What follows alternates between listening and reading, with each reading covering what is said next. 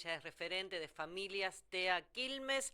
Saben que abril es el mes de concientización del autismo, que en realidad se utiliza la fecha de 2 de abril, así fue definido en 2007, ¿no? Por la ONU, pero se aprovecha todo el mes para concientizar y vaya si por lo menos aquí en nuestro país hay tanto para hablar en estos tiempos que corren, ¿no? Karina, ¿cómo estás? ¿Qué tal? Buen día, Valeria. Sí, gracias por invitarnos.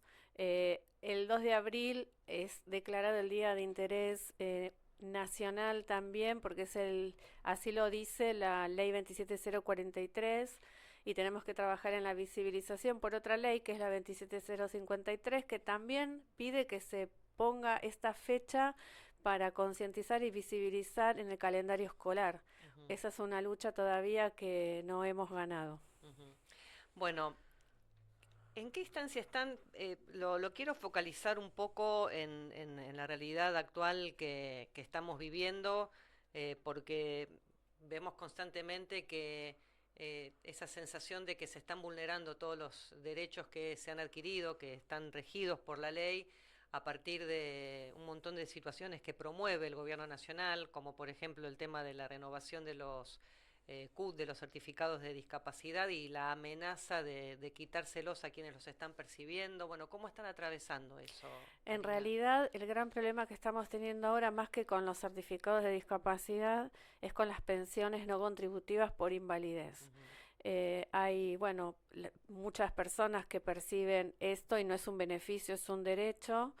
Y ahora lo que se hizo es endurecer la manera para llegar a una pensión no contributiva por invalidez, pero la realidad es que lo que más nos está perjudicando ahora son las auditorías médicas que se están haciendo. ¿No? ujú, Porque están llegando cartas documento para citar a las personas. En este momento se citan a los adultos, adultas, y muchas cartas documento no han llegado. También el plazo que dieron para entregar la documentación, que son informes médicos, fue de un mes, así que tampoco hay mucho tiempo para conseguir turnos médicos en hospitales públicos con especialistas que tampoco tienen los hospitales públicos como neurólogos y psiquiatras en nuestro caso. Y bueno, esto lo que hace es que la persona con discapacidad o no se entera que tiene que presentarse a esta auditoría o no tiene los medios y recursos para pagar tal vez un profesional particular que le haga los informes que necesita para ser presentados ese día. Después de eso, habrán visto ustedes por las redes la primera convocatoria, que se juntaron más de 400.000 personas, perdón, 400 personas en el Hospital Santa Clara, Clínica Santa Clara, acá en sí, Bernal, el Policlínico del Vidrio, ahí en Don el que Bosco, era el sí. Policlínico del Vidrio, sin ningún tipo de accesibilidad, estaban abajo del rayo del sol, muy mal organizados. Bueno, justamente lo que no puede pasar cuando hablamos de discapacidad, que estamos siempre exigiendo accesibilidad para ellos, ¿no?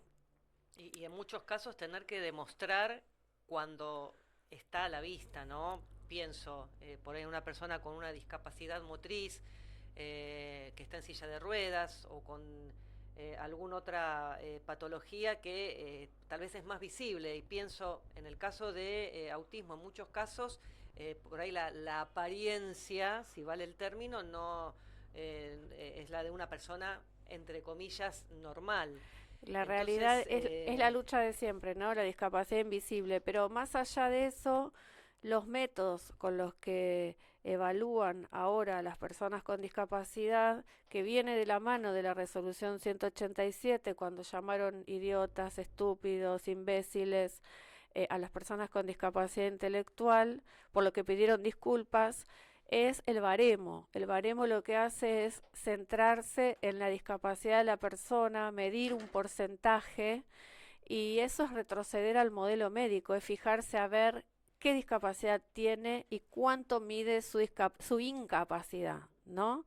Mientras que nosotros vivimos luchando junto con el colectivo de personas con discapacidad para instalar el modelo social de la discapacidad, donde las barreras obviamente son las que dificultan el acceso de las personas con discapacidad para ser incluidas, ¿no? ujú, Esto lo que va a hacer es dejar a muchas personas con discapacidad afuera, porque justamente eso, van a mirar su discapacidad en porcentaje y a ver si le corresponde o no la pensión no contributiva. ¿La pensión que de cuánto es, La pensión no Karina? contributiva por invalidez son 270.000 pesos por mes, que tiene también el beneficio del programa Incluir Salud, que dicho sea de paso funciona muy mal.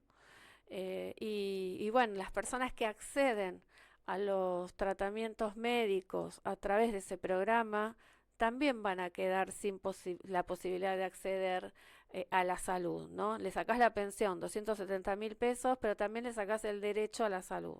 Ujú. Así que estamos en una situación bastante compleja. En Argentina estamos la discapacidad está en emergencia, por eso se está tratando un proyecto de ley que se va a tratar el miércoles 23 en el Congreso y tenemos que tratar de acompañar, tratar de estar ahí apoyando porque se están vulnerando los derechos de todas las personas con discapacidad en nuestro país, no solamente en Quilmes, en la provincia de Buenos Aires. Pensemos en los pueblitos, ¿no? Donde hay personas con discapacidad, en los pueblitos más alejados.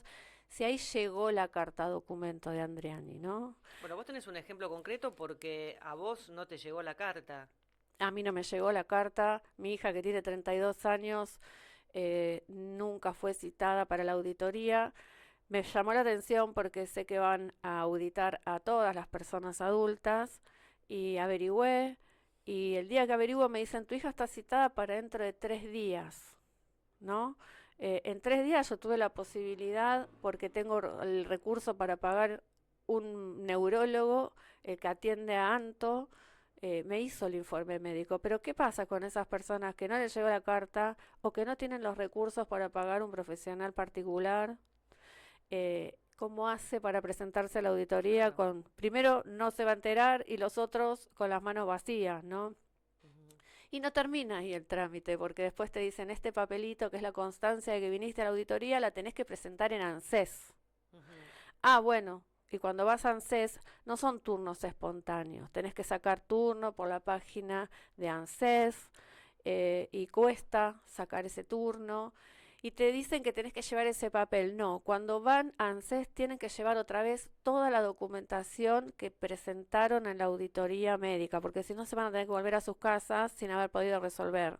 Ujú, Y tenemos 30 días para entregar esa documentación a ANSES para que ellos la escaneen y la suban a la plataforma que corresponde. ujú.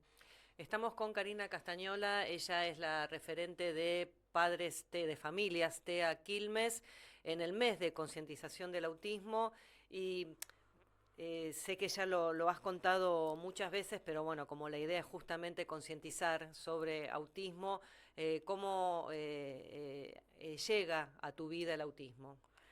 Llega a mi vida el autismo a través de Anto, hoy tiene 32 años, tuvimos, bueno, una gran peregrinación hasta llegar al diagnóstico. Ella empezó con un diagnóstico de epilepsia, se escondían las señales de alerta o se enmascaraban a través de ese diagnóstico de epilepsia, porque era todos los días tener crisis. Y fue muy difícil llegar a un diagnóstico de autismo porque ella es una persona que tiene mutismo selectivo, habla cuando tiene que hablar Cuando, o quiere hablar, pero se comunica de otras maneras. La verdad que fue muy difícil, pero a la vez muy necesario. Yo siempre digo que en todos lados, en todos los hospitales públicos estuvimos ahí, que Anto tiene historia clínica en todos lados, siempre buscando un nombre, porque nosotras como madres queremos saber qué le pasa a nuestros ujú, hijos, ¿no? Más allá de la epilepsia, sabíamos que le pasaba algo más y no teníamos respuesta. Hoy hay respuestas, hoy hay especialistas, hay neurólogos que están preparados. La realidad es que lo que necesitamos es que los pediatras estén capacitados y puedan advertir las señales de alerta en un niño a una edad temprana, porque nosotros necesitamos los diagnósticos a una edad temprana para mejorar el pronóstico de cada persona.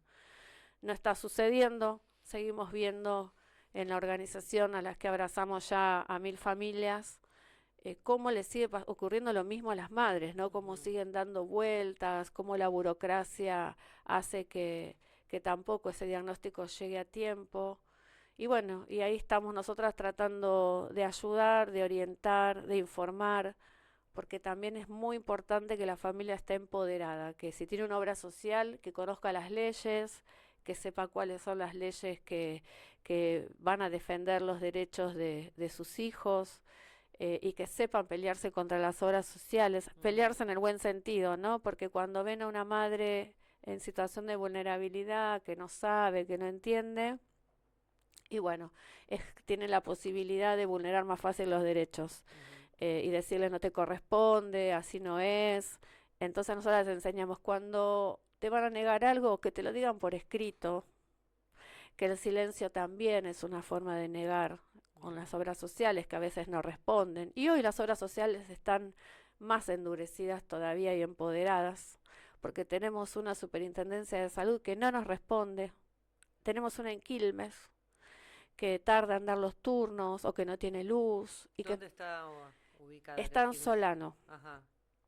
Y era mucho más cómodo para nosotras pensando que nuestros hijos a veces no pueden viajar en colectivo por el tema de las crisis sensoriales que pueden ocurrir en el viaje. Tener una sede acá era, la verdad que para nosotras muy importante. Bueno, hoy no está funcionando como debería. Tenés que Ujú. sacar turno por mi Argentina, turnos que tardan mucho en llegar y difícil de conseguir. Y están yendo otra vez a la Ciudad Autónoma de Buenos Aires, a donde está la sede La de la superintendencia. Superintendencia de Salud, Que con está todo lo que presidida implica. hoy por un ex directivo de OSDE. Tal cual, el señor Oriolo era el presidente del director de OSDE. Hoy, ¿de qué lado del mostrador está la Superintendencia de Ujú. Salud? ¿No? Defendiendo a los usuarios, que ahora lo sabemos muy bien, somos llamados clientes, o defendiendo a las obras sociales, ¿no? A las madres están llegando los tratamientos que los médicos indican, los médicos especialistas, de 8 horas semanales en 4, ¿no? Ujú. Y bueno, y hay que dar batalla, ahí tienen que intervenir ya abogados, que el que tiene recursos lo pueda poder hacer, el que no, no. Por eso nosotras tenemos en la agrupación una abogada, dos abogadas, que asesoran en forma gratuita, les redactan las cartas documento a las familias y si hace falta un amparo, también tenemos una asociación que trabaja en red con nosotras para que su equipo de abogados haga amparos gratuitos a las familias. Ujú. Te quería consultar, después vamos a retomar el tema de toda la burocracia, ¿no? Que hay alrededor de las familias que tienen que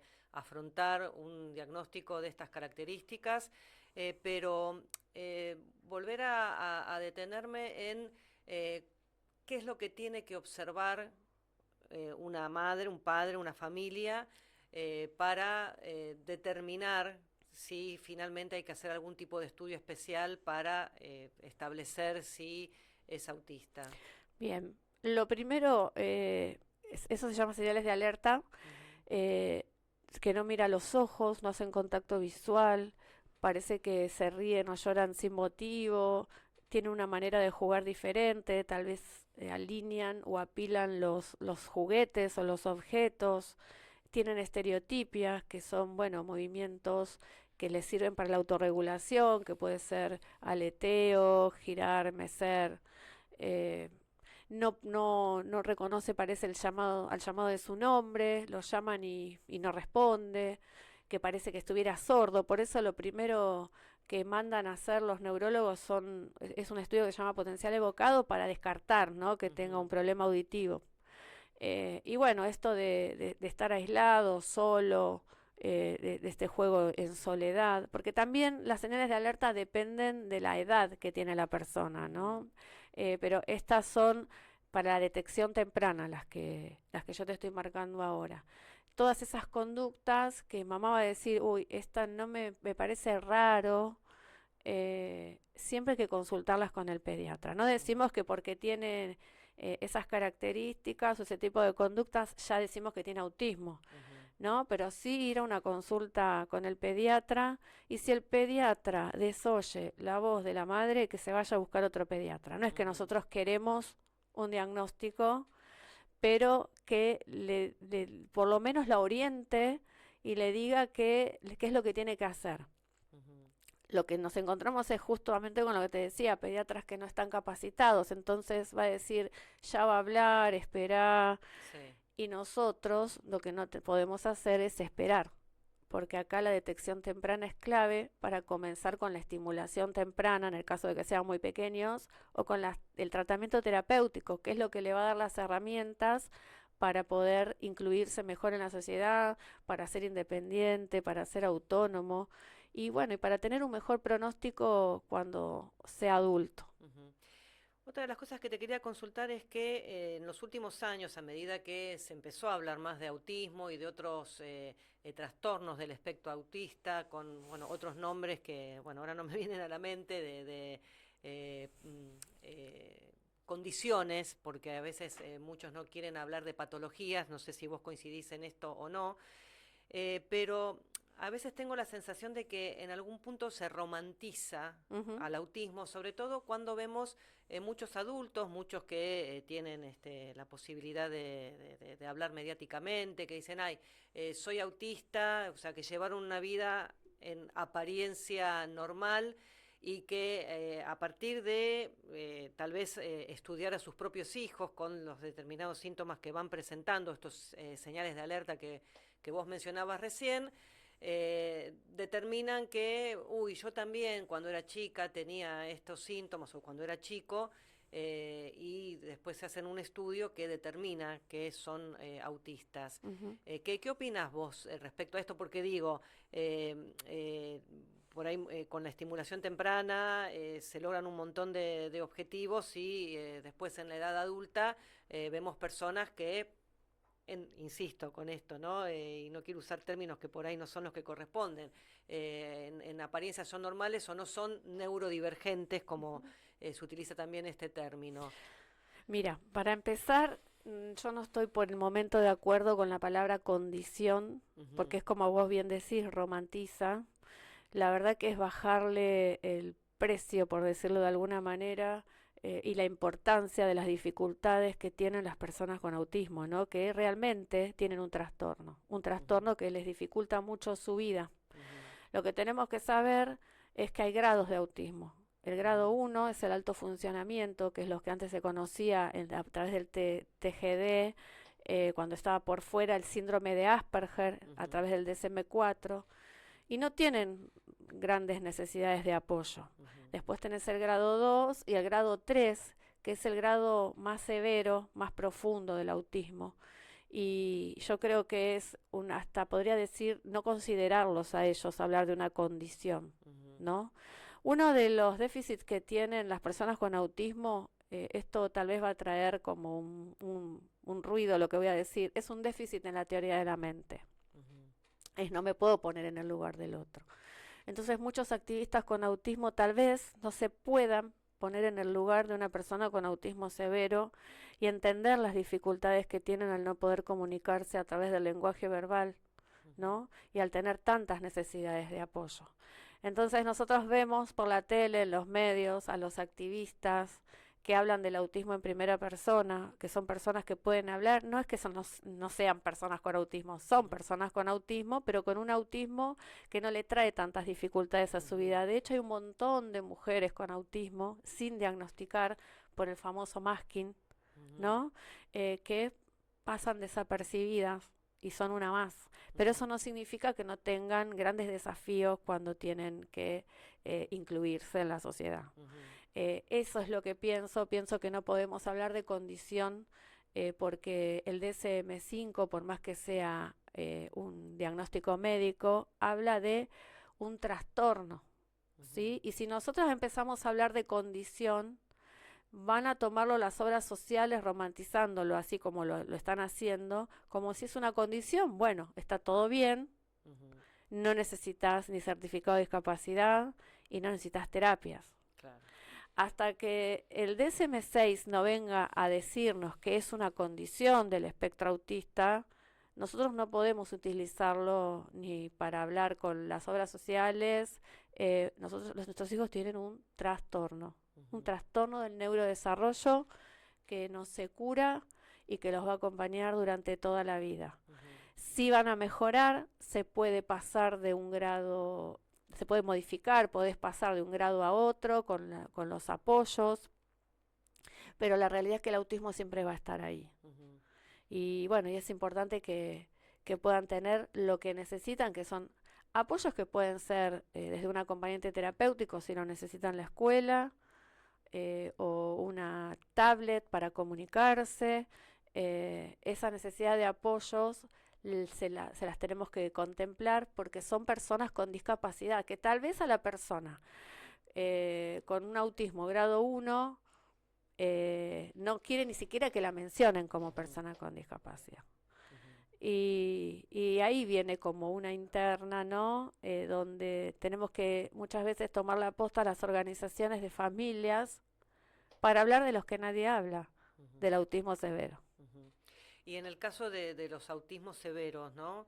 Eh, ¿Cuál es la calidad de vida que tiene esta persona ya en la adultez?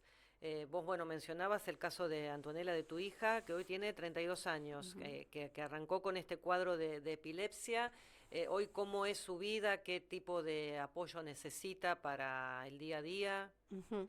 Primero también me gustaría aclarar que el autismo tiene altas posibilidades, un gran porcentaje de tener comorbilidades con la epilepsia, Ujú. ¿sí? Entonces por eso hacen tantos chequeos médicos clínicos y que está bueno controlarlo eso también, porque también puede tener alguna dificultad y tal vez una crisis epiléptica pueda hasta pasar desapercibida.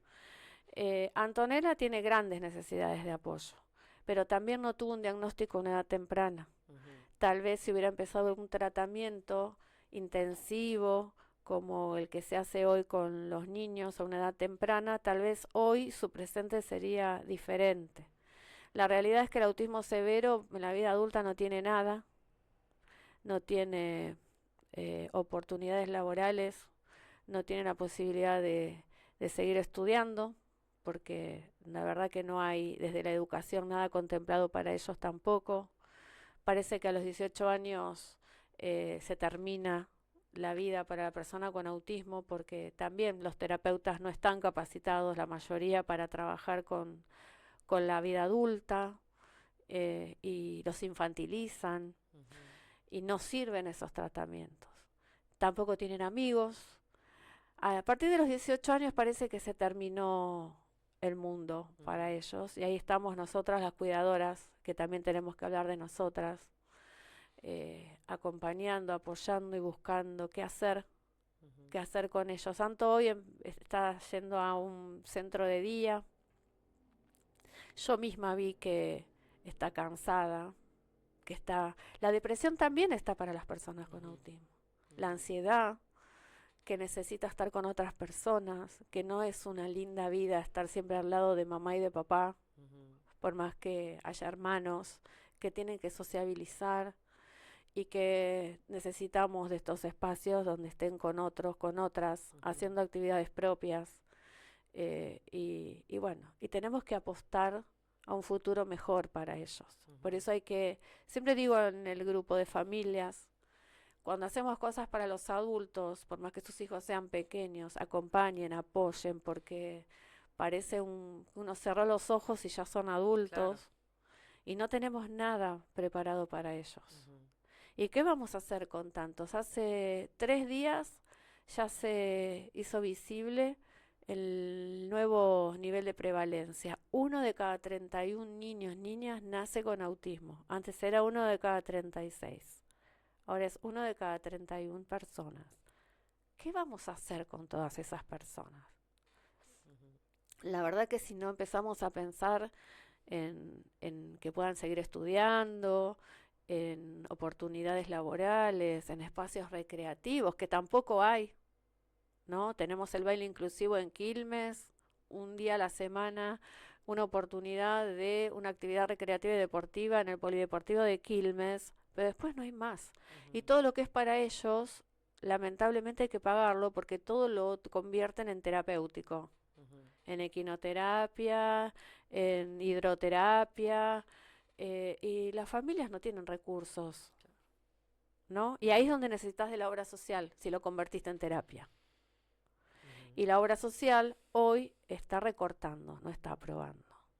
Entonces estamos en una situación difícil porque todo lo que le pasa a la gente en la actualidad, que tienen problemas económicos, que estamos padeciendo todos, eh, violencia de género, todo eso que le pasa a todos, a nuestras madres le pasa, y súmenle que están maternando atravesadas por la discapacidad, luchando contra las obras sociales, luchando contra las escuelas, luchando por juntar papelitos de una y otra vez para llevar para el certificado de discapacidad o para la pensión no contributiva, yendo a ver abogados, no pudiendo ni siquiera trabajar porque estamos abocadas a las tareas de cuidado. Y bueno, y eso nos quita la posibilidad de pensar en nosotras también. Tenemos un montón de madres que tienen problemas médicos, problemas clínicos y que no se van a atender porque no tienen tiempo. Pero problemas graves de salud, ¿no? Porque es más importante llevarlo a la terapia.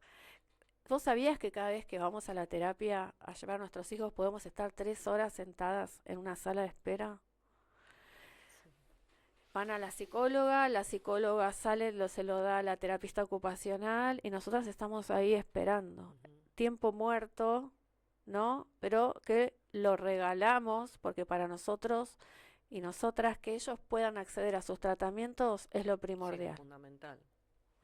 Y así es nuestra vida, entonces es importante empezar a hablar de nosotras, las cuidadoras primarias, que nos terminamos convirtiendo en mamá, abogada, gestora, profesional de la salud, docente, todo mamá. Y tenemos un 70% en el grupo de familias monomarentales, mamá sola. Y tenemos la mayoría, un gran porcentaje, que son emprendedoras. Por eso tienen el monotributo social.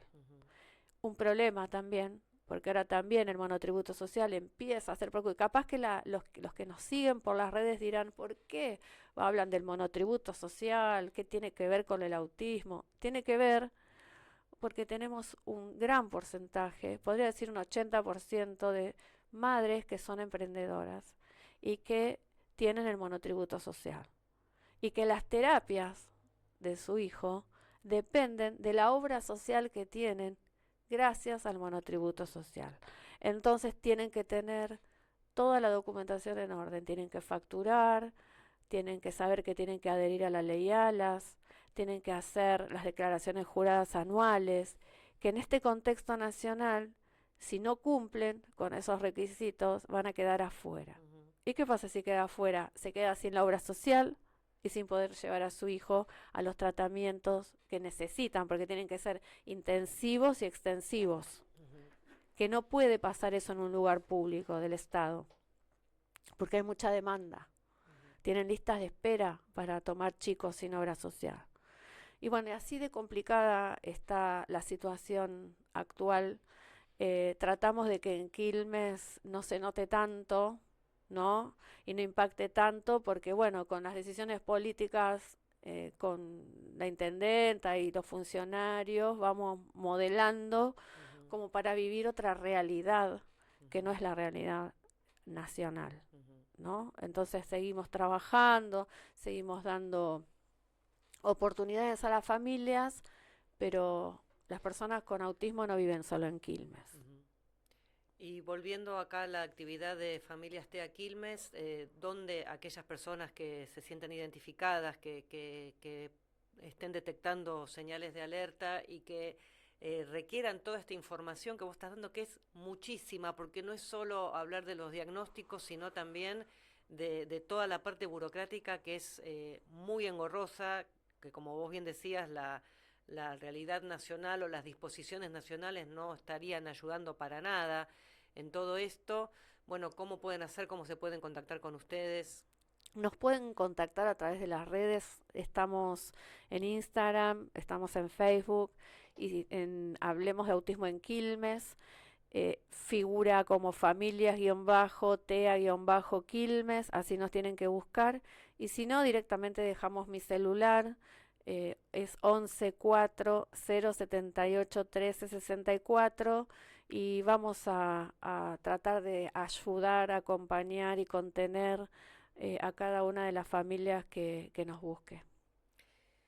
Te queremos, Cari, dice Eliana, nos escribe a través de el canal de YouTube de Radio Quilmes, así que te transmitimos este mensaje, Karina, y como siempre agradecerte por estar, por contarnos, por ponernos un poco en tema. Eh, no lo queremos dedicar o meter solamente en el mes de abril, sino, bueno, sabes que acá siempre están abiertas las puertas para contar todas las situaciones que están atravesando y todas las actividades, que son muchísimas, las que realizan aquí en Quilmes para todo este colectivo tan importante como es Familias TEA. Gracias por no olvidarse de nosotras, por pensar en una sociedad más inclusiva y por acompañarnos siempre, Valeria. Gracias. Abrazo grande, Karina. Hacemos una pausa y enseguida volvemos. Promoviendo el desarrollo personal, profesional y económico de la mujer.